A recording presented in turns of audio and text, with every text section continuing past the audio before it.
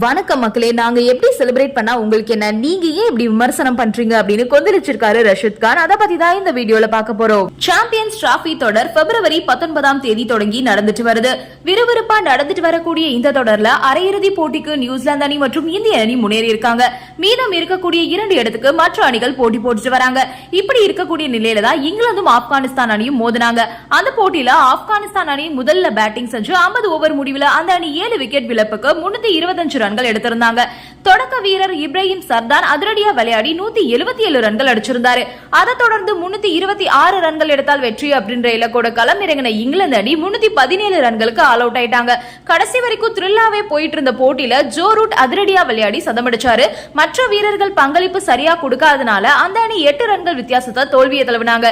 இதன் காரணமா ஆப்கானிஸ்தான் அணி புள்ளிப்பட்டியல 3வது இடத்துக்கு முன்னேறி அரையிறுதிக்கான வாய்ப்பையும் தக்க வச்சாங்க. குரூப் ஏ பிரிவுல இருக்கக்கூடிய பாகிஸ்தான் மற்றும் வங்கதேச அணிகள் அரையிறுதிக்கான வாய்ப்பை இழந்த நிலையில இந்தியா மற்றும் நியூசிலாந்து அணிகள் அரையிறுதிக்கு முன்னேறி இருக்காங்க. குரூப் பி பிரிவுல இப்ப வரைக்குமே இங்கிலாந்து அணி மட்டும் வெளியே போயிருக்காங்க. புள்ளிப்பட்டியல்ல தென்னாப்பிரிக்கா மற்றும் ஆஸ்திரேலியா அணிகள் 3 புள்ளிகளோட இருக்காங்க. அதோட முதல் மற்றும் 2வது இடத்துல இருக்காங்க. ஆப்கானிஸ்தான் அணி 2 புள்ளிகளோட 3வது இடத்துல இருக்காங்க. குரூப் பி ல உள்ள எல்லா அணிகளுக்குமே இன்னும் ஒரு போட்டி மீதம் இருக்கு. தென்னாப்பிரிக்கா அணிக்கு இங்கிலாந்து அணியுடன், ஆப்கானிஸ்தான் அணிக்கு ஆஸ்திரேலியா அணியுடன் போட்டி இருக்கு. இதுல தென்னாப்பிரிக்கா அணி இங்கிலாந்து அணியை ஜெயிச்சிட்டாங்க அப்படின்னா அரையிறுதிக்கு முன்னேறிடுவாங்க. அதே சமயம் தோத்தாலும் கூட அரையிறுதிக்கான வாய்ப்பு அந்த அணிக்கிட்டே இருக்கு. ஏன்னா ஆப்கானிஸ்தான் அணியுடனான போட்டியில ஆஸ்திரேலியா ஜெயிச்சிட்டாங்கன்னா 5 புள்ளிகளோட இருப்பாங்க.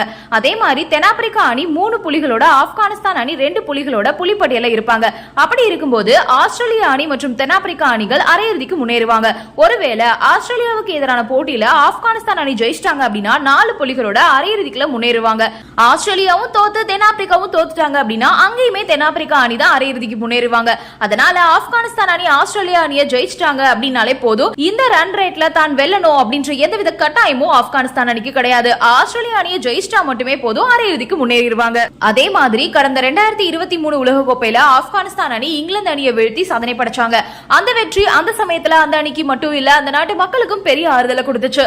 அதே மாதிரி திரும்ப ஒரு ஐசிசி தொடர்ல இங்கிலாந்து அணியை வீழ்த்தி சாதனை படைச்சிருக்காங்க ஆப்கானிஸ்தான் அணி. வென்றது மட்டும் இல்லாம அரையிறுதிக்கான வாய்ப்பையும் ஆப்கானிஸ்தான் அணி தக்க வச்சிருக்காங்க. இந்த வெற்றியை உலக கிரிக்கெட் ரசிகர்கள் பாராட்டி வந்துட்டு இருக்காங்க, ஒருத்தவங்களை தவிர.